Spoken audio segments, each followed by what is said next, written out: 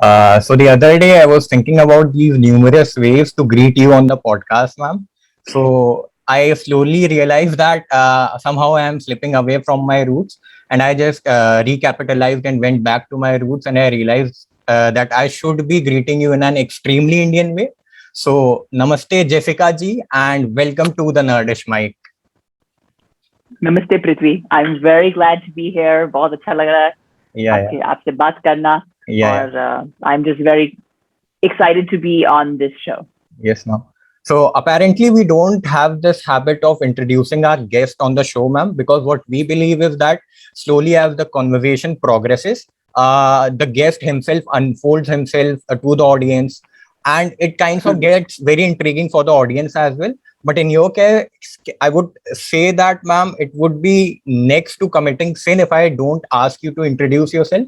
So, ma'am, I would be really glad to be hearing you introducing yourself, ma'am. Sure. So I'm Jessica Kumar. Yeah. Am the host and writer of the Invisible India podcast, which is a podcast about my life in India and my spouse and children as well, about being an American living in India. And my husband is an NRI who returned to India after many years abroad. So the podcast is really about learning Hindi, about cross-cultural life, raising children in a different country, and all of the nuances that come between. But it's not just that. It's also a chance for stereotype-breaking Indians to be able to share their stories. So people who are in like any kind of social work, or people who are in breaking ground in language, culture, anything like that, I really enjoy talking to these people and highlighting their story. So it's not just India from my perspective. It's highlighting South Asian voices. So, I mean, this is really fascinating, ma'am. I would say that, like, you are also a host of the podcast, so it's very much synonymous to having a senior podcaster in front of me, and this really, this really suits me down as I'm having a guidance to have from the other end, ma'am. So, ma'am, this question arrived to my mind while you were introducing yourself. So, ma'am, why this name, the Invisible India podcast? What is the hidden algorithm behind it, ma'am? Sure. That's a great question, because it's not as if, I'm the one who's highlighting something about India that no one else knows. This is really about giving a platform to other people to be able to share what they think the hidden elements are about India. So I would like to bring out those things through the conversations that I have on the show. Let's talk about cross-cultural life in India. Let's talk about things which may not be very well known. I mean, beautiful, ma'am. But what I have in my mind is to ask you about that. When it comes to India and when it comes to exploring India, do you believe that India is an extremely multicultural country, and you need you need to spend a lot of years over here to understand its cultural algorithm, and also to understand the people over here and their preferences in general. So, ma'am, how tough this has been for you to understand people of India and to understand its culture over here? Well, I think you're absolutely correct in highlighting the multicultural aspect, because which culture are we talking about, right? We say Indian culture, but there are so many cultures. And so I would say that my experience has been mostly in UP, Bihar, and Uttarakhand. Northern side of India. In just those three states even. I mean, I've traveled everywhere, and spent several months in other places. But, over the last 15 years, I would say even now that nobody can say they're an expert on India, right? Even the government of India is still trying to fully understand how we can properly govern such a diverse and rapidly changing country. So I think it would be foolish for me to say, I'm an expert on India, or I understand fully, because that's never going to be true. The more you understand about India, the more you realize, I don't understand India, right? So I think that's but yeah, for me to say, I mean, I think this is one of those places that you can, if you visit once, twice, three times, I mean, until you're really living here long term, learning the language, getting to know people very well, that's when you can start to kind of have any kind of Yeah, hint. yeah, getting it, ma'am. So, ma'am, do you believe that once a person is in India, he kinds of keeps on adding that layers of intellect and experiences to his own mind by whatever the time he's spending in India? So, do you believe that a person grows even more when he's in India? Well, it depends on the person. I think that some people come and they have a very negative attitude, like, "Arey, yahan to ganda hai, kachra hai, Yeah, bheed bahut hai." Ye I mean, you can have that kind of attitude and you cannot learn anything and just go back to your home country and, be no different than you were before you yeah. came. It depends on your attitude. Yeah, I definitely believe that exploring something is gets very subjective, whether you want to highlight the negative aspect or you want to emphasize over the positive ones. So, ma'am, I would really want to ask you that how has your language actually, kind of made you, in a way, I would ask that how has learning a different language, made you believe that learning something extra or something different kinds of helps a individual in order to capitalize over the people whom are they living with. So, ma'am, how important has been learning a new language for you? For me, it's been completely life changing. Oh, I think a person can say, okay, I want to learn a new language for my resume, yeah.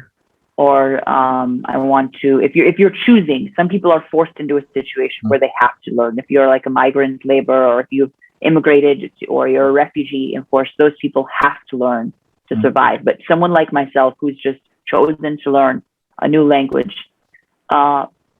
I think it completely. There's science behind also how it changes your brain chemistry. So it's interesting to me that some people think, as looking at me as a foreigner, अरे आप कैसे सीखी हो, आप कैसे ये सब culture को देख के आप क्या क्या समझते हो, आप बहुत whatever. But the fact of the matter is, the end result is that I know just as many languages, or maybe even less languages, than a native Indian person. Yeah. So, people always say about me and my kids, "Ore, ye log itne सुंदर से हिंदी बोलते हैं, इतने अच्छी तरह से अंग्रेजी में बात करते हैं." I'm like, well, so do you. So do your kids. It's the same result. Yeah. My kids speak English and Hindi. Your kids speak English and Hindi. Yeah. And also understand like Maghai, Bhojpuri, whatever. It's the same end result. So people are becoming very, they put me on this pedestal. Yeah. And it's actually like your kids have the same language ability my kids have. Yeah. So I think that's one thing that we see. Yes, it changes you, but it also, I think we also sometimes diminish, or what's the English word I'm trying to think of? Minimize the rich multilingual heritage of native Indians. Yeah, 100%, ma'am. Ma'am, when I talk about the language, so learning a new language has always been fascinating. But ma'am, when it comes to applying it to the real life, it gets a bit intimidating. So ma'am, I really want to know that when you embarked onto this new journey where you thought that I would be learning Hindi, so what sort of difficulties did you face on that journey, ma'am? So I was quite young. I think this was also a long time back. This was more, 15, 16 years back. So then I had actually some advantages in the sense that, smartphones and internet and stuff was not as accessible in India. There was, hardly any smartphone usage. I think none. We had these little Nokia, little phone. Yes. But that was a big advantage, because nowadays it's so easy to just stay connected with your home culture. For example, if I would have had a smartphone then, I would be like constantly on Facebook, on like checking like what is my family doing, what are my friends in US doing. But instead I was really forced to be in the moment now where I was. I was living in Haridwar, which Yeah. is, a small city Yeah. in northern India and quite traditional. So I was really just living there 100%. And that was a big advantage. आजकल तो इतना internet है, इतना access है, सबके हाथ में mobile है, सब हर जगह आप टिकटॉक वगैरह आपको इनंडेट करते हैं, एकदम दिमाग भरता है उस सब चीज से. And it's a big distraction. And at that time, I was very fortunate to not have those distractions. But about the difficulties on the other side of the coin, I would say that that was the difficulty, was that I was quite cut off from my friends and family. And I just was, it was a lot of difficult moments and lonely moments for me, sad moments also of feeling like I'm, totally alone in this different place. And I mean, I had a lot of friends, and I still have many of those friends till today, local Indian friends, but it was difficult at that time. 100%. Ma'am, I believe that what the thing that you highlighted onto this was like, if you want to learn something, if you want to embark on a new journey, you need to have that detached mind in order to create that space of learning. So I believe that having a detached mind and willing to learn new things on a daily basis and being consistent towards it is also very crucial when it comes to exploring something new. So, ma'am, do you feel like that having a detached mind or segmenting your work in a way where you could assign time for everything in your day is more crucial, or the other aspect of it is more crucial? Well, I would say having a detached mind, but also having an attached mind. So I was very attached to the outcome of becoming fluent in Hindi. I was very invested in that outcome. I really wanted that to happen in my life. So I was very focused on kind of working towards that goal.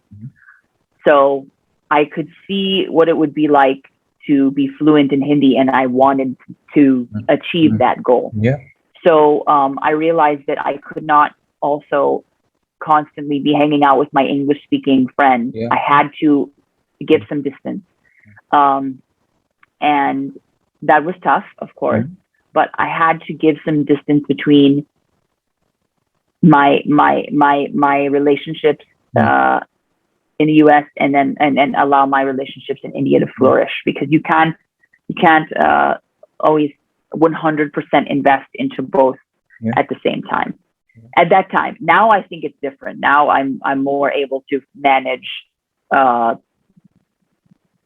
things from both sides, because I have a more in-depth grasp of language and culture of both places, so I can switch between both. But at the time of learning, I really had to just kind of immerse myself. So I want to share an instance with you. I remember that there was a event happening in my college where I was assigned to deliver a speech on some topic. So I back then I was not very confident in speaking or expressing myself in front of people, and that was the most of the people I was ever going to face. So the moment I went onto the stage and I saw all those people in front of me, the first thing that arrived to my mind was that, what if I embarrass myself in front of these people? What is going to be the consequences of all these things? So later on, when I started reciprocating what I had to, I realized that everything is relatable to process. Once you are invested into the process, you slowly realize that even if you make mistake, people are not going to judge you on that basis. What people will be remembering about you is that what positive impact you have created over them. So that was something that comes to my mind right now, that one of my experience that really pushed out that space or that zone of hesitation from my mind when it comes to speaking English, ma'am. So did you had any instances where you felt like that I am going to get mocked if I make a mistake over here when it comes to speaking Hindi? Not in that sense.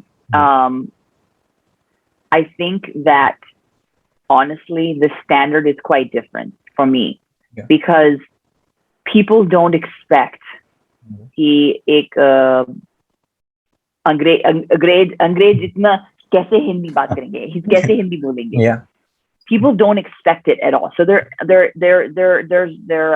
expectation is already zero. Yeah. And so, and it's an unfair expectation, I think, on other people, because the standard is so low. So even if I achieve something this big, people will praise you like anything. And it also, I think, has to do with some white privilege as well, that being a white person, that people already think that, you know, how many languages you know? Oh, wow, that's so impressive. But like I said, you know, an Indian person will be speaking just as many languages as me, but it's like, अरे ये तो काम चलाने के लिए, ये तो आम बात है, कुछ खास नहीं है, right? So there's that already, and I think it's an unfair standard that is placed on other people, that they're expected to speak multiple languages, where someone like me just comes along and learns something, and then all of a sudden, madness ensues. So, but I don't think I was ever faced with a situation where I felt like there was a lot of criticism. Really, only on social media. People are very critical on social media, and people have lots of criticism ready to go in any comment, and I just don't take it very seriously. Like, अरे छोड़ दो, ये लोग मुझे नहीं जानते ही नहीं, ये लोग एक रील देख के मेरा पूरा जिंदगी को judge करेगा. Like, I just don't take it personally, because I know that it's just a shallow medium, and I'm not bothered by it. So somewhere that is the toxic side of social media and all, where people kind of project their own insecurities on the other person, and they feel that, if the other person is achieving all of this, why wasn't I able to achieve all of this? So that is just an indirect way of projecting your insecurities onto the other person. So ma'am, well said. I encounter this problem on a daily basis, where I see that people of my age are very hesitant to learn something new. So ma'am, like we are talking about learning a new language. So like, I'll tell you that what is happening inside my college these days. We are assigned with giving a presentation, and some kind of extempore competition is also happening inside our college. So while I was collecting names of individuals who could, really give their inputs and insights onto what they had to speak on all those topics, I felt that they were very hesitant. They were not very willing to explore things. So ma'am, my question would be like that, what would be your one piece of advice when it comes to exploring something? And basically, when I am asking this question, I want you to highlight the section of our age, which is the teenagers. Basically, they are very hesitant to explore something new. So what would be your one piece of advice to all those people? Well, I think I have two pieces of advice. Number one is, first of all, we have to create some kind of societal change. In that, if everyone wants to be an expert. Yeah. Nobody wants to learn anything. You want to be an expert. You want to be the host. You want to be the person that everyone wants to talk to about everything. Yeah. Nobody wants to do the hard work to learn something. Yeah. So first of all, I'd say that we have to change our mentality of, I'm learning, I'm a student, I'm new in this. I don't have to be good at it. I don't have to be perfect at anything. And if you put in the hard work from years and years and years, you'll get to that point eventually. Maybe you won't, maybe you will. But maybe if you don't have a natural inclination towards something, then just move on to something else. But try everything. Second piece of advice is that from the other side, we have to stop criticizing each other. Yes, ma'am. For not being perfect in something. Yeah. For not being perfect. I cannot tell you how, I know you understand. You're in the midst of this also. How critical we are of each other. Arey, ye kaise? I mean, even the simplest thing, like, arey, uska marks itna acha nahi aaya, 90 aaya. It's like, these like ridiculous standards we have. And if someone is not doing something perfectly, or they don't project this image of confidence, we like to tear them down, which is very destructive. Honestly, I think it's very destructive. So on both sides, give that space to yourself, and also give that space to other people to also learn and not be perfect. अरे आप effort लगा रहे हो इसमें, इतना मेहनत कर रहे हो, ये तो देखो पहले, ये चीज देखो पहले, तब बोलना उसके बाद. 100%. Ma'am, when it comes to the Indian education system, I believe that there are many loopholes while we talk about the Indian education system. So, ma'am, one of those loopholes that comes to my mind right now is that we are more inclined towards memorizing things rather than understanding the concept of it. So, ma'am, so somewhere that behavior of ours is somewhere highlighted in life as well, where we are simply trying to mug up things rather than understanding the application of it. So, ma'am, it really continues in the later half of your life as well, when you are experiencing life on a new basis. So, I mean, what do people do usually is that instead of experiencing life, they kind of try to capture everything in their smartphones and they want to relive those memories. So, ma'am, while you were exploring India, were you emphasized more on exploring or capturing the India in your smartphone? Well, I didn't have a smartphone. That's the first problem. So, and because it was a long time back, but now it has changed a little bit because I I definitely was very focused on relationships, getting to know people, learning. But I did have to do a lot of capturing on my. I had a recorder for my language learning process. So I was capturing a lot of audio clips and Mm, listening over and over mm, so that I could learn and I could perfect that. Um, I think the problem is जब हम लोग photo वगैरह खींचते हैं दूसरों को दिखाने के लिए, that's the issue, right? Is when you want to capture things just so you could show, mm, and that's the destructive side. Is yeah, if you actually have something real to show, yeah, then fine, show it. mm, But if you're just taking pictures just to show others that you're an expert or you know something, mm. that's what I feel personally. Yeah, 100%.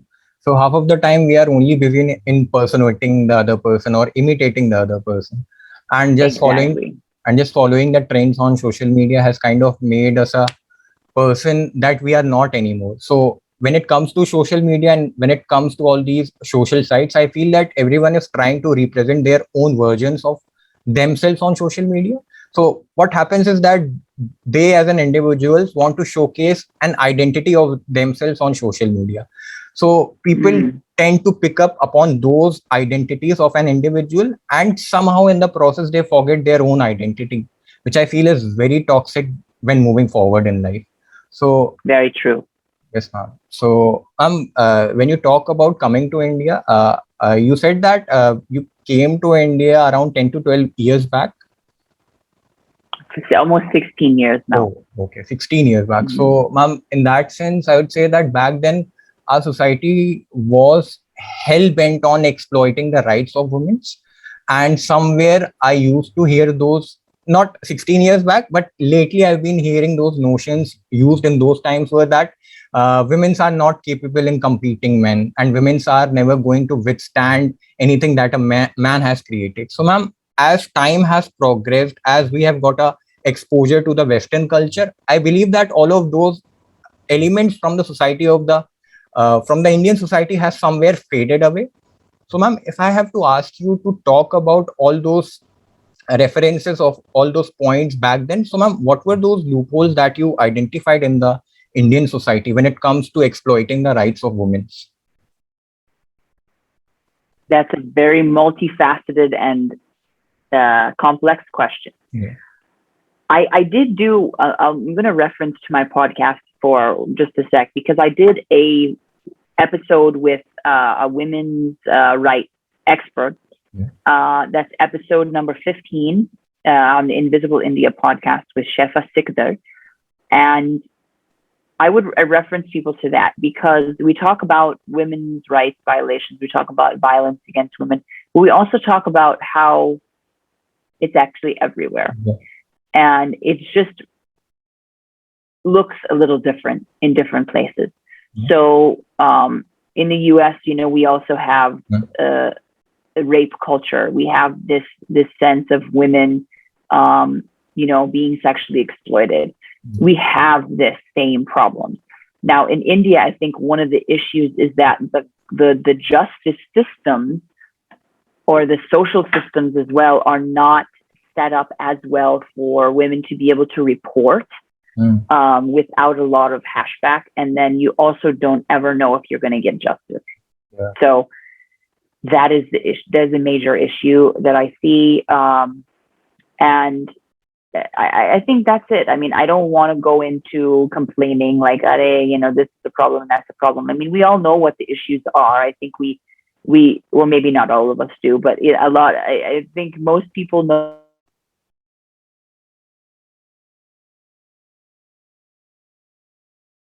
mentality of women having being able to have another role in the world besides just खाना बनाओ बच्चा पालना और ये सब वो सब. I think we all know that there are other options out there and women are fully capable of doing these things.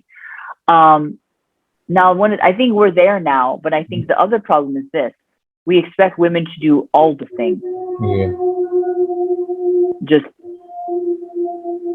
like you want to have a job, but you also have to make the food. You have to manage the maid. You have to come home and clean. You have to make sure the children's homework is done. And I think men, I always say this. Yeah. And don't get me wrong in this. No. Men also need to be empowered. Yeah. Men also need men's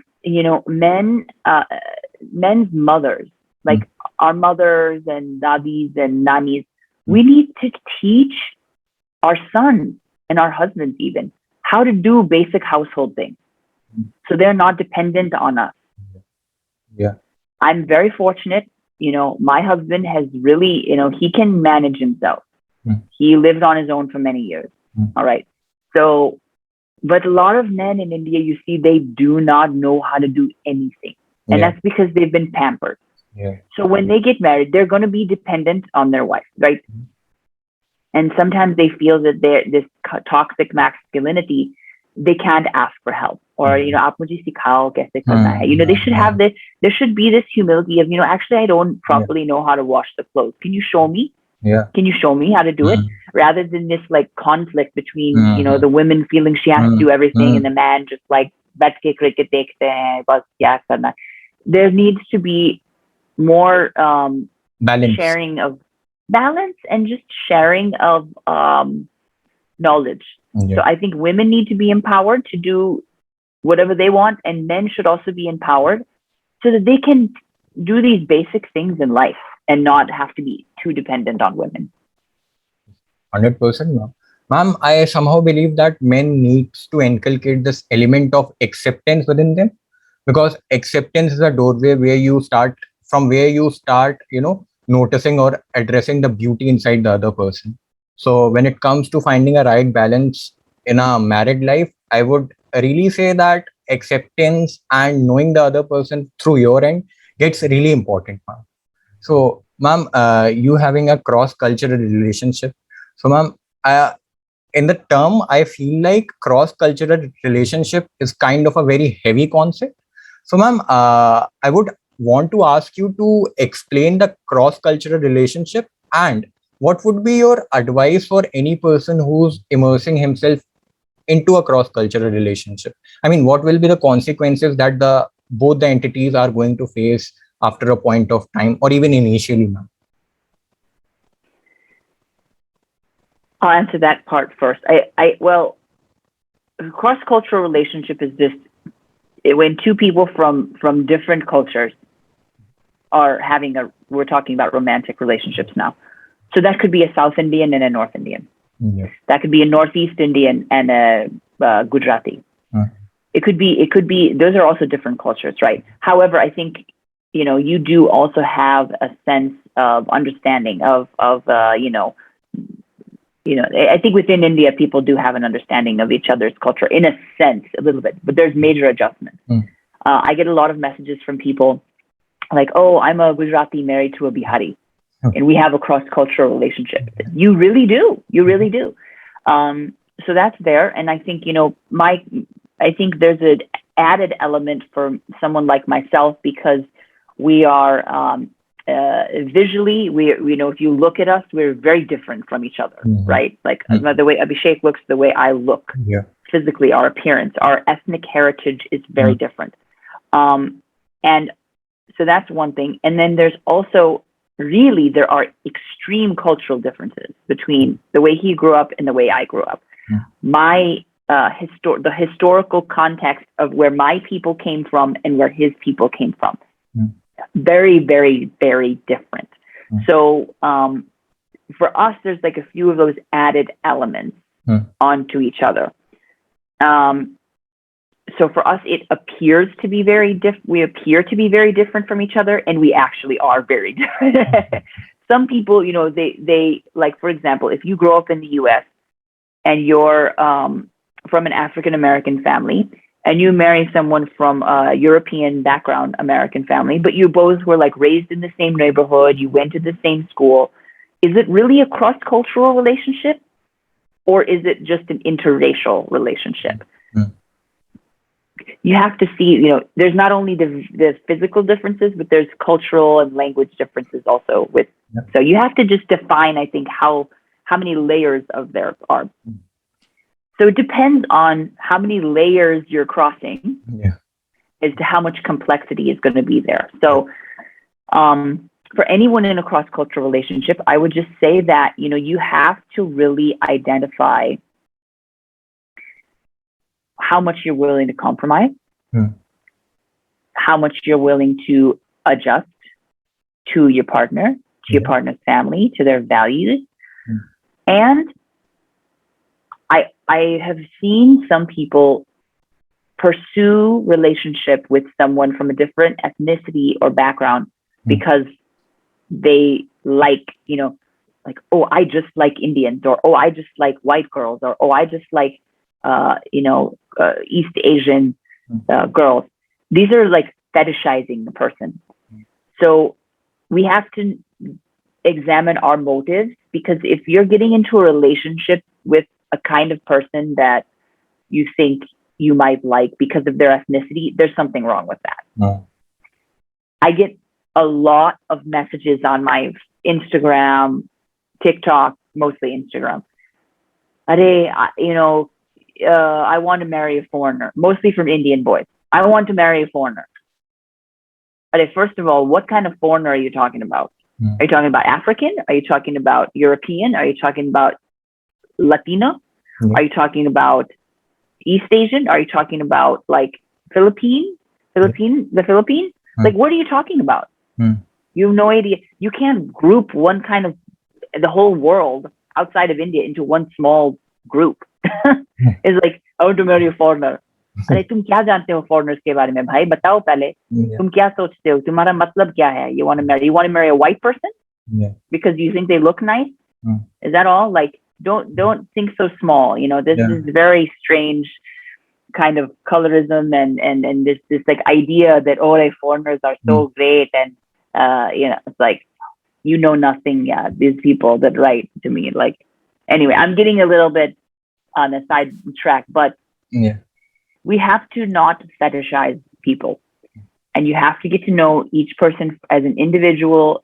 And if you match nicely with that person, if you have good chemistry, if you have good similar values and similar place you want to go in life, I think that's important to identify before getting in a relationship. Right. So, ma'am, the way you highlighted that how the people from India or from another country are getting quite, inclined towards marrying people from different countries. So somehow they do not know that what they are actually asking for. So I think a lot of this comes from binging on OTT platforms. I think most of the Indian dudes and even girls have been binging a lot upon Netflix and all of those OTT platforms. So somehow they forget the epiphany of a real relationship, and they just they just want to dive deep into experiencing those beautiful moments that are created inside a relationship.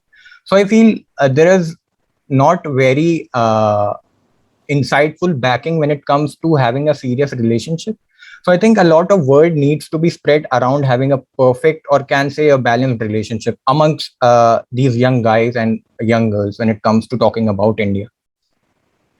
I mean, it's just this, like, I think people need to use the same filter they use when they watch Bollywood. Yeah. Like, is that actually the reality? Yeah. Of course it's not. We all know it's not reality.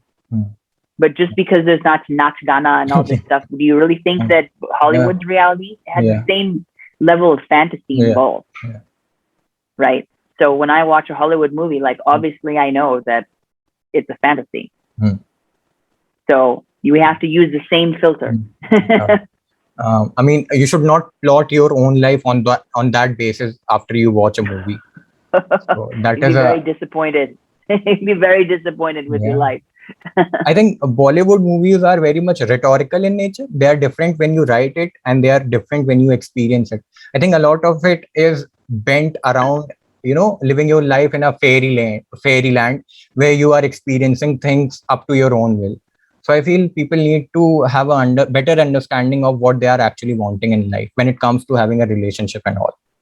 So, ma'am, coming on to the aspect of facing racial abuse and can say color prejudice. So, ma'am, I mean, I'll tell you what I feel about it. So, when we as Indians travel overseas, what we experience as that other person is very unliking the factor that we are present at the moment over there.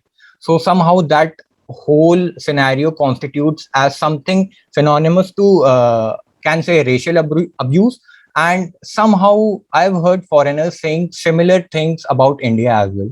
So, ma'am, did you felt anything synonymous to racial abuse when you earlier came to India?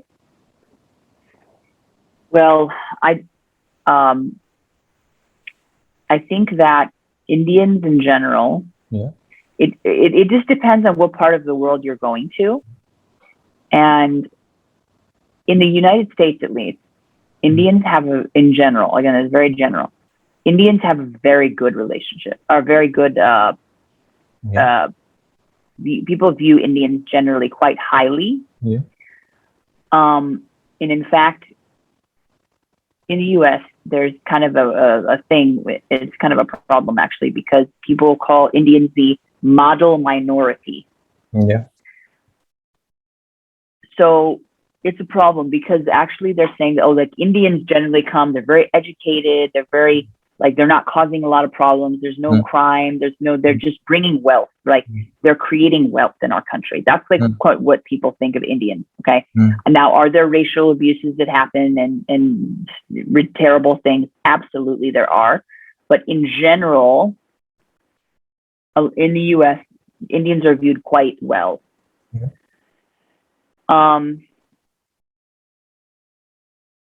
That's just a very small slice, because I'm only talking about a very small portion. And of course, this US really only lets in people who have extremely high education, like from India. So you're getting all the cream of the crop. You're getting all the doctors, engineers, everyone that really is very motivated to earn and create a better life. So that's a very, it's tricky. It's a very small slice of society, but we view it in that way. So just to answer the second part of your question, I don't know if I would call it racial abuse or racism, because I, as a white American person, have so many privileges whenever I travel, whenever I'm anywhere, that people often, it's like a love-hate relationship. They either think you're the absolute best, or they think you're very terrible, that you just have a lot of money, you're here to exploit, you have very bad morals, especially as a woman. They just look at you and assume all these things. And it's like, how did you even assume any of these things? So I think that's really tricky to navigate. And the only negative abuse that I've experienced has been kind of this sexual harassment surrounding people thinking that I have very, bad morals or something because I'm American white lady. So the times I've had issues, I was like in my neighborhood in India, like ekdam ढीला कपड़ा, like पहन के, like बहुत ही ढीला palazzo, लंबा सा कुर्ता, दुपट्टा पूरा पहन के. And even in those, and it shouldn't matter what you're wearing, right? On basis of harassment, but it has, every time that I've had any problem on the street or out, it's usually when I am like wearing full Indian dhila kapra, and I'm just going about my business, and people will harass me in that way. Like, so it's a very frustrating thing. But I also have come to expect it. I've come to understand that, this is a part of societal misunderstanding. And it is very painful. It is very difficult whenever it happens to me, because I'm just minding my own business and with my kids going on with my life, and then I'm getting harassed, unwanted attention. So that's really the only thing that I've experienced. Most of my experiences have been extremely positive, extremely privileged, to be honest. I'll be able to get a lot of access to things that even my Indian friends won't, just because I'm a white foreigner. It's like the privilege, you can just, I could walk into any restaurant, even wearing the most drab, old clothes, bad shoes, and they will easily let me in because I'm a white person, right? But as an Indian, you would have to show your wealth before walking into a place like a fancy, you know what I mean? It's just these assumptions are actually different. So there's this assumptions of having a lot of wealth, assumptions of having bad morals. I think that's the things that are most hurtful to me and difficult to navigate. So I somehow believe that we Indians have this habit of showcasing that how flashy we are. We are when we go to some parties or events in general. So, ma'am, you highlighted very correctly. And while I was hearing you, I think everything was going inside my head that how I have experienced all of these things happening around me. So, ma'am, while you were talking about that, what kind of perception people in India carry when they see a foreigner around them, or they see anyone who's white in color. So, ma'am, I would ask you that how has security of women's upgraded in terms of, I think in terms of talking that how do they face exploitation and they feel insecure at every moment. So, ma'am, how has the security of women in India, especially, upgraded itself?